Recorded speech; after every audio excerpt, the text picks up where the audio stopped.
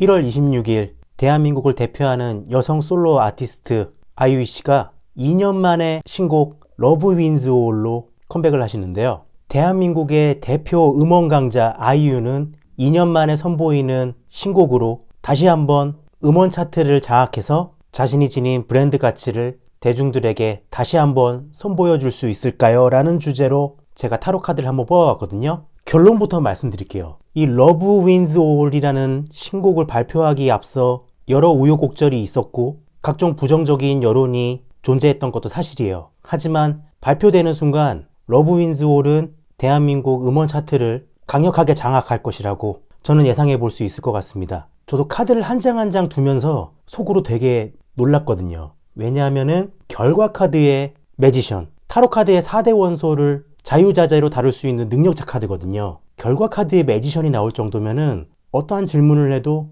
긍정적으로 대답할 수밖에 없는 그런 카드가 나왔고, 분위기도 10 펜타클, 물질적 재화와 좋은 결과물을 상징하는 펜타클이 10개, 만땅으로 꽉 차 있는 분위기까지 이 콤비네이션 조합으로 나와버려서 제가 지금까지 여러 이슈에 대해서 타로점 영상을 제작했지만은 이렇게 결과가 강력한 기운으로 나온 것은 거의 처음이 아닐까라는 생각이 듭니다.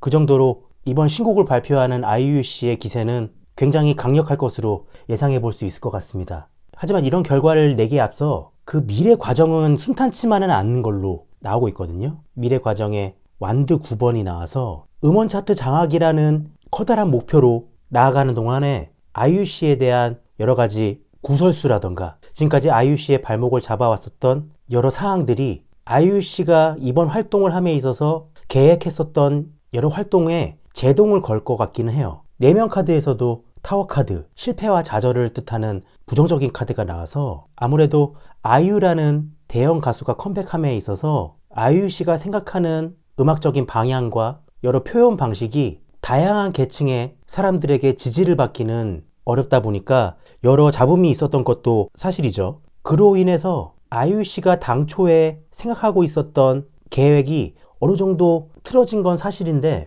외면적으로 컵 2번 카드가 나와서 아이유 씨는 당초 계획과는 조금은 다른 방향으로 이 활동이 변동이 있었지만은 그래도 대중과의 소통을 최우선으로 생각하고 있는 그런 모습은 보이고 있는 것 같아요. 굉장히 이번 활동에서 굉장히 의욕적이거든요. 현재 카드의 완대의 기사, 불의 속성을 지닌 완대의 기사 카드가 현재의 아이유 씨의 모습에 나와서 가수로서의 활동을 2년 만에 단행하면서 음악적인 모습으로 대중들과 소통하려고 하는 아이유 씨의 마음이 상당히 느껴지는 부분이 아닌가 싶습니다. 미래 과정이 좀 난관이 있다고 생각해도 다른 사람이 바라보는 아이유 씨의 모습의 완드 4번 굉장히 안정적이거든요.